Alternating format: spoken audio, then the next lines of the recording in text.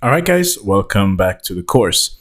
In this lecture, I'm going to take a look at how to program drums in FL Studio. So first of all, I'm opening up this project that we created earlier in the course, and I'm going to go for the packs and drums. And as you can see here, we have different individual drums we can use for our beat. And we're going to produce a complete beat here. You can do that in several ways inside of FL Studio. You can either program it through the channel rack, so you can lay out each and every individual sample here in a channel rack, and then you can go with the step sequencer here to get the programming in time. And you can also choose the piano roll here instead of the step sequencer if you want to get one, let's say, one note in one side or the other side, for instance. All right, so we're going to take this first method here, and yeah, let's just create a kick drum here. So let's find a nice kick drum.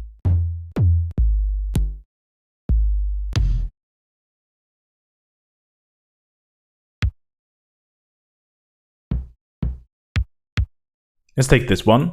So I'm going to create just a basic kick drum pattern here. I'm going to lower the tempo a bit to 120 BPM. All right, so now we have our kick drum. I want to have a hi-hat as well. So let's choose a close hi-hat for now. Let's use this one. And we can do it like this, or we can just go and fill each 8 steps, or actually fill each 2 steps.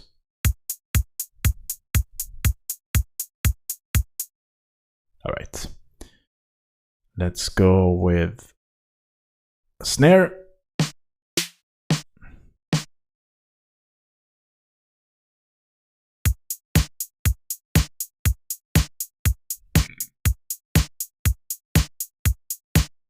And there we have our very, very simple basic beat here.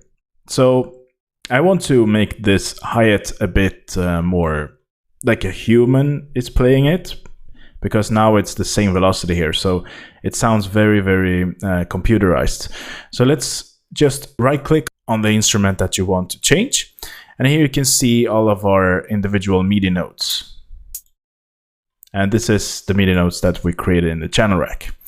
So here you can also see the control, and you have the note velocity enabled here. So I can just take each and every single note here and just lower the velocity a bit like this.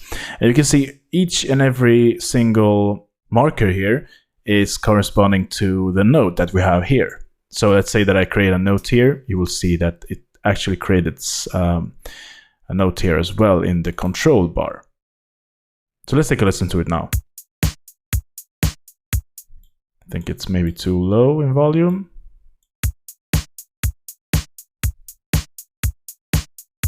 You can also add notes to this to the piano roll here. So you can just create like this maybe.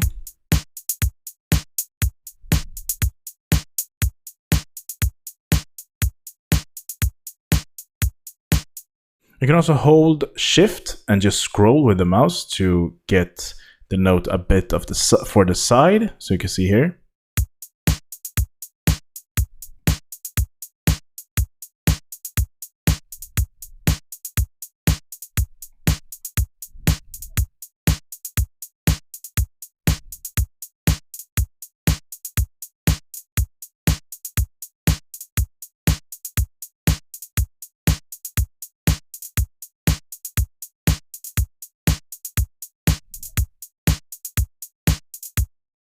So there are a lot of different things you can do here in the piano roll. I could sit here and program drums for hours and hours, but I think you will be bored watching me just programming drums. So I just want to show you how to do this very, very quickly within the step sequencer and the channel rack.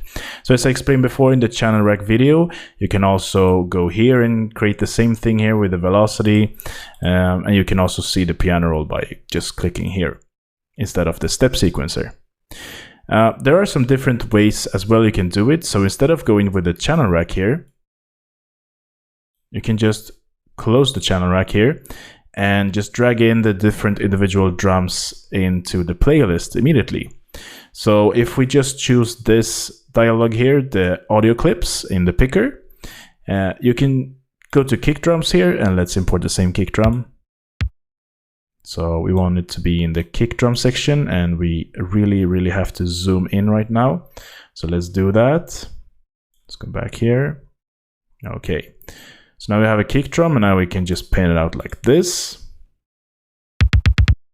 And this is way too zoomed in, so let's do it like this instead. So as you can hear, the playlist stops playing wherever the last audio sample is at.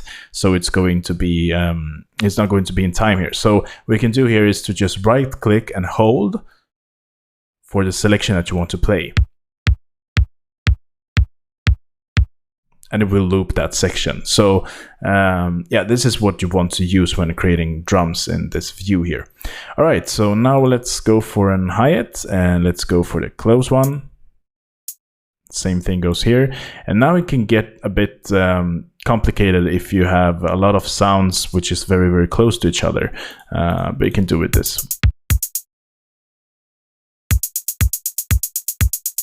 And you can see that the velocity is now the same. So if you want to lower the velocity, you actually have to go inside one of each and every single audio file here and lower the volume a bit. And you can see all of this are now linked to each other because we created the same. We actually just having the same audio files playing here. So I can't really do that as well. But what I can do here is to make unique as sample. And now we have a new sample here. So as you can see, it's number 2 and number 3, as you can see. So what I can do here now is to just double click, change the volume here, and it will stay the same volume in there.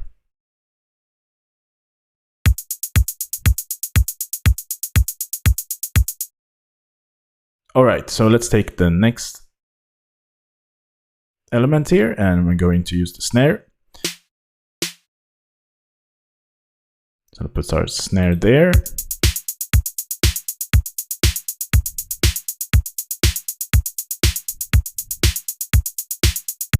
Let's lower the volume a bit, so we can do that by double clicking on the individual audio samples. Let's do the same thing with the hi-hat.